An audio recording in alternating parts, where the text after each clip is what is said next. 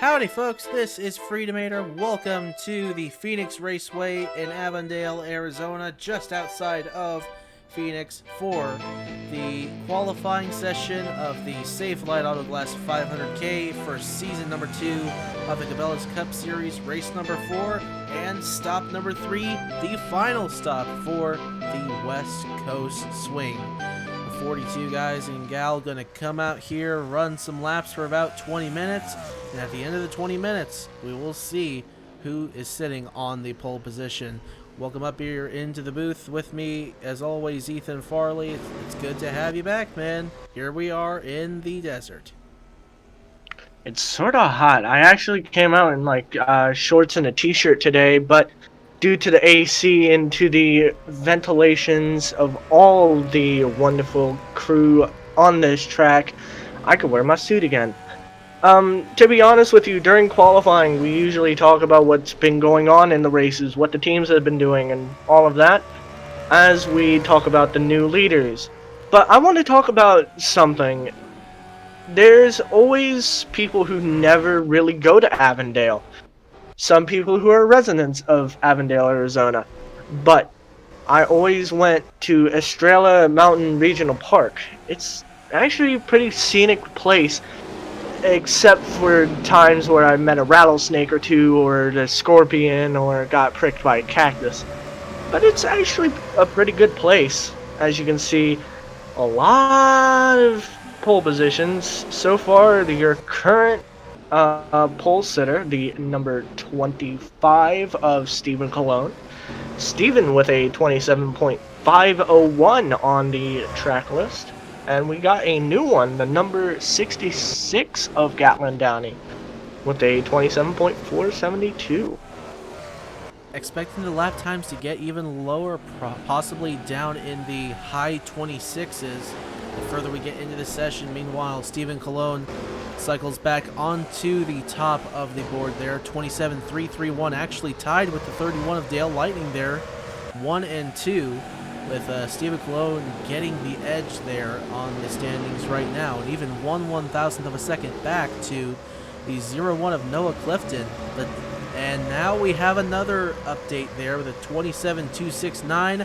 Darian Arnsdorf now sitting on the pole in that number 15. See if we can find him. There he is, sporting a new yellow car in this race. That car is very nice looking, of course, but we have not talked about Darian Arnsdorf at all, have we? Not very much. He's had kind of a low-key season to this point. He has definitely been contending, just not been up there consistently running at the front like we've seen Casey Holland, Nick Kennedy, and a few other guys. But he's had a quiet season and putting together a good lap time so far in this session. Right now he falls to 4th on the grid as we creep closer to the high 26.9s as I thought we would. The top guy right now, the 16, Caden Biller, your Daytona 500 winner. 2nd place, Stephen Cologne. 3rd place, Dale Lightning. In 4th place, Brady Ugest. 5th place, Noah Clifton. That's your top 5 in qualifying right now. We see Dale Lightning coming onto the pit road. That's early to be coming onto the pit road here for qualifying, but we'll go ahead to see where Caden Biller is. I imagine he's probably coming around the turn right now to start another lap. Where is he? Where is Kanan? There's a bunch of cars here jumbled up next to each other. It's a bit crowded for qualifying right now, but we saw that plenty at Auto Club, and we're gonna see that plenty here during qualifying as well as during the race, no doubt. As everyone's gonna come back around, another pole position lap for William Brock this time, a 27.172 for the driver. That 20 there. He is on the pit road. I believe Biller came on the pit road too. Yes, there he is. That's why we couldn't find him. There he is in that 3M AmeriQuest Ford on the pit road getting a tire change. Everyone just trying to sport the cleanest, fastest laps they can, as we have just a little over 15 minutes to go. Still plenty of time to make some adjustments and get a fast lap time. it's also enough time to get some water. Phoenix is hot. Like, a lot of Arizona is just hot. Like, as you can see, a lot of the cars are sporting brighter paint schemes, except for Casey Holland, who is stuck with the black Texaco Haviland colors as well. But she probably has a very light and bright driver's suit coming in to the race. But also, get ready for people to probably have some medical issues coming in due to heat sensitivity, due to how hot this track is, how hot the cars are, and especially how fast these guys and gals are going to go. The lap times not getting very much quicker as we get here later in the run. However, Stephen Colon has worked his way back up to the third position on the grid with a 27.194. Still William Brock on the top of the standings right now. Expecting once everyone comes down and get some adjustments and some tire changes made, we could potentially see quicker laps, but 27.172, that's already a crazy fast lap for qualifying, and we were expecting obviously faster laps for the race, but that's a pretty fast lap. He only set that in like the first 3 minutes, if I'm not mistaken. Yeah, close to the first 3 minutes, actually. You know, Phoenix, like no other, has been very tricky to figure out on how to run. People go into the dog leg, people don't go into the dog leg, some people let off more than others, but if you can figure out what groove is needed to be the fastest, like I guess with William Brock, I guess that he was able to find that groove and just got a fast time. And so far, nobody else has found that groove yet. As you can see, the rest of the field, the lowest number, 42, is going into it. The number 23 of Jamison Thal. I guess Phoenix is a little bit too tricky for number 23. Looking for the waste management car. There he is in front of Brady Ugest on the track right now. I don't believe he's come down for tire change just yet. Probably would expect him to around the 10-11 minute mark. Look at these guys battling up here. These are some of the quickest qualifiers we've seen. This is the 6 of Ben Young. He's currently sitting 5th on the grid, going side by side with Nathan Stapleton, sporting a new all-red target car for that Ganassi team. We saw a primarily white one the last few races, and even the green one with the, I can't remember what the sponsor on it was, but still for that Ganassi team. An interesting style for that 41, brand new style, but he is the 13th fastest car on the grid, so maybe that's some well-needed fresh start for that 41 as he tries to turn around a somewhat decent start to the season. He's trying to get better, but obviously if anyone can get better, he's the guy to do it. As now we see Dale Lightning sported in the second position there with a 27.173. That's the closest we've seen to anyone knocking off the 20 of William Brock. As Brock comes back onto the pit road, that's like the third or fourth time I've seen him go down the pit road in this session. Something not agreeing with that driver of the 20. Exactly. It's always something wrong with the car. I know for a fact, especially in my own qualifying sessions, with a little bit of practice, I always try and talk with my team, try and get the car down to a pat. So far, we've done pretty good. We got an 11th place finish last time at Auto Club, but here at Phoenix, it's going to be a lot different, as I've seen a lot of improvement with the 31 of Dale Lightning. Dale Lightning hasn't really gotten anywhere else, but once we hit Phoenix, he's in the groove. He has not had the kind of start to the season I thought he would, but definitely a driver that can turn it around. Coming off the DLP IndyCar Series Championship for season number 1. Stuck in the middle of traffic there, was side by side with Mark Sy, but now that he's not side by side with him, he's got a few guys in front of him now. I think that might help because he's at the end of that line there. That could help if he wants to get up there and get faster lap times. We see Jason Dady in the 5 coming onto the pit road, side by side just up front ahead of Dale Lightning. That is Evan Hunter going to the inside of Creed Daniel. Evan Hunter sporting a black FedEx car. Quite a different take on the colorful ones we've seen the last 3 weeks. Definitely. I think a lot of people are concerned mainly with the drivers with the paint scheme choice. Usually whenever it comes down to the paint scheme choice, they also have that fire suit. So once again, it goes back into heat. And so the black car with the black driver suit, he probably has like 2 or 3 ice bags just stuffed in his suit just to keep him cool as he qualifies. And so far, he has not qualified too bad. He is currently in 7th with a 27.220. Not bad at all for that rookie of the JGR number 11. He has had a pretty good season so far. Well, for rookies, we've seen 14 veterans. I know we said 16 before. I counted it again today. It's actually just 14. The rest are rookies. But Evan Hunter, he's been one of the best of them, sitting inside. If I'm not mistaken, he's inside the top 20 in points.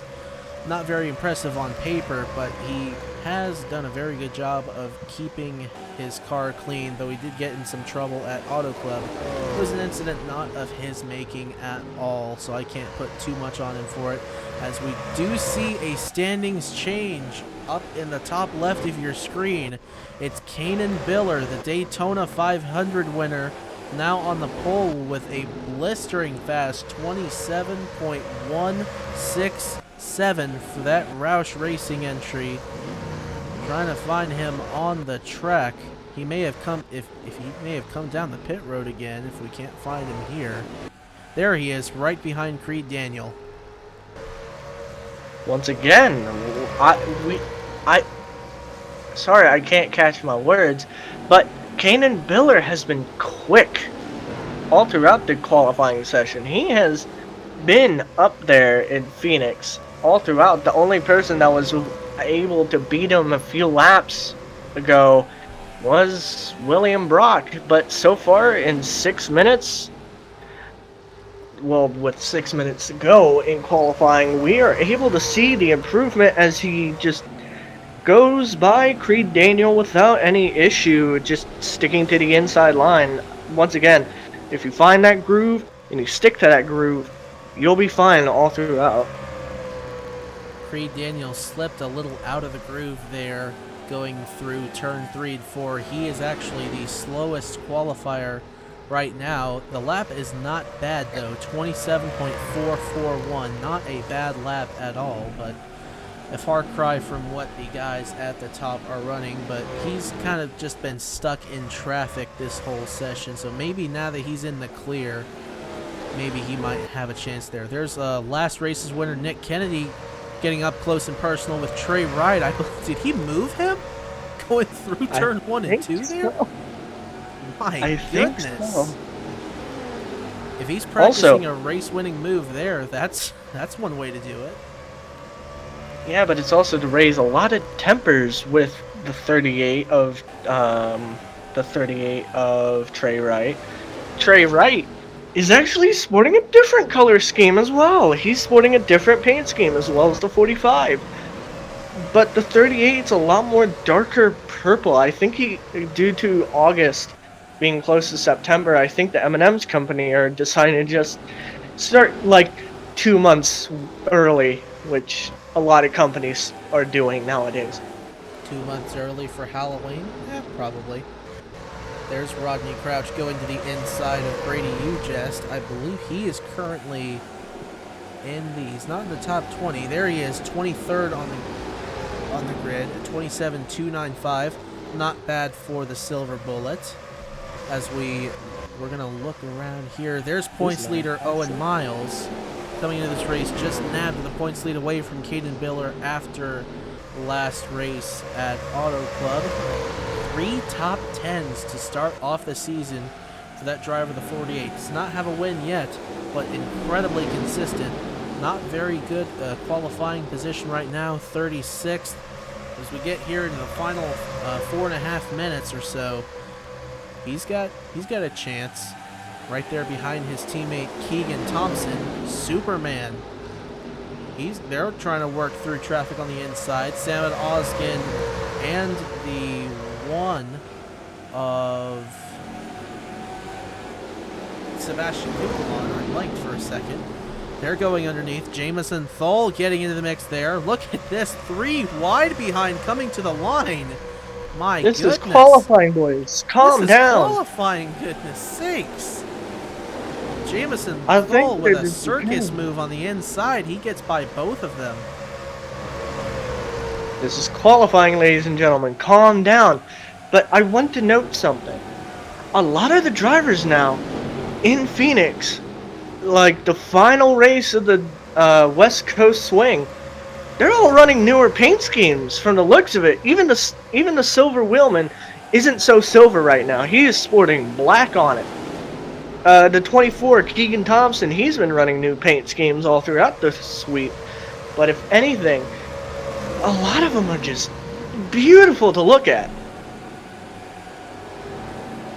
Everyone's bringing some new paint schemes to the track for the rest of the season. Not just these, we're going to see some different ones throughout the rest of the season. A mixture of the 2005, 2006, 2007, even throwing in a few 2004 ones in there that weren't used for the tail end of season number 1. So this is one of them. I know David Stremme didn't do too well in the 40 in 2006, but I still really liked this version of the Silver Bullet. I know it didn't perform well, but I know it's not entirely silver, but I just feel like the black on it just gave it its own identity, and he's doing a pretty solid job with that iteration of this Silver Bullet. Currently sitting still inside the top 25, but he did slip to 24th. I think that was actually because of Caden Biller moving up onto the pole position or whenever. Maybe it was somebody else that shuffled in, I don't know, but still not very bad qualifying run for Rodney Crouch, and definitely going to be a factor for the race tomorrow. So we see more side-by-side just ahead. That's Ben Young going to the inside of Sebastian Kugelon. Chase Bucks right there in front of him. William Brock, currently listed second on the grid. Jamison Thole, the Bill Davis entry, ahead of all this. He's got the clean air right now. No traffic to navigate through. Titan Nicholas coming off the pit road. Look out for these guys behind. Might have a good lap going. Camden Jezyorski, Nick Kennedy, and Brady Ugest. Camden did not get a good entry there. The 45, once again, diving on low next to one of the cars. I think he's literally practicing on a final lap push out as we are reaching close to 1 minute to go. But as you can see, Camden Jezyorski just sort of gave him the room just to keep him clear, not to get the car messed up at all, to mess up the aerodynamics. If anything, I think the 16's qualifying space is sort of in the bag. So far, a lot of cars, a lot of new paint schemes, and a lot of surprise appearances from these guys when you're actually able to see them qualify. Officials saying they're probably going to add a couple more minutes to the time. You can see the timer at the top reset to 38 seconds. The 40 decided to go 3 wide. And oh my goodness, yes. I can't believe how crowded that got. And Titan Nicholas, he was not close to these guys at all coming off the pit road, but look at what he's made the move to the inside. He's gotten by all of them. He's got fresh tires after coming off the pit road. Let's see where he's listed right now. 13th. We'll see if that changes when he comes around. But Kanan Biller, as it stands right now, still at the top. Titan Nicholas does not have a terrible lap going. He didn't quite beat his best, but it was a 27.490, not as fast as I thought it was. But still right now, Creed Daniel on the bottom end of the list, and Kanan Biller all the way up top. I don't think that's going to change very much in these final few seconds. As we get close to 5 seconds. Yeah, a lot of people are questioning what happened with Titan Nicholas. Oh. And that will do it for this qualifying session. Drivers, to your cars. So Kanan Biller is going to sit on the pole for the Safelite AutoGlass 500. William Brock is going to complete the front row, and there is the rest of your standings right there. The bottom qualifiers being Jameson Thull and Creed Daniel. Perhaps being at the back is the best place to be, though. We saw last race at Auto Club, some carnage happened up front and throughout the pack. Nick Kennedy started towards the back and he ended up winning, so that could benefit them. Ethan, any final thoughts after that qualifying session, man? For the looks of it, it was just your typical type of qualifying. But yeah, if anything, if we can repeat what Nick Kennedy could do, start from the back and get to the front, it'd be a shocker to have two things happen at once. But my only suggestion here, Freedomator, don't make any predictions or make any kind of bets on a Chevy. Yep, I guess I'm just sticking to Dodges and Fords the rest of the season with my predictions. Doesn't sound like I have much of a choice. Doesn't sound like anyone has much of a choice anymore when it comes to picking Chevys. It's just that kind of luck that everyone has. Well, I could choose Chevy all I want, but well, maybe it's the fact that you're a Chevy fan. I don't know. I don't know. I'm more of a Ford guy myself, but I like both. Okay. Fair enough. Well, Kanan Biller is going to sit on the pole. We will see y'all tomorrow for the Safelite AutoGlass 500k. Until then, for Ethan Farley, this is Freedomator. Y'all have a good one.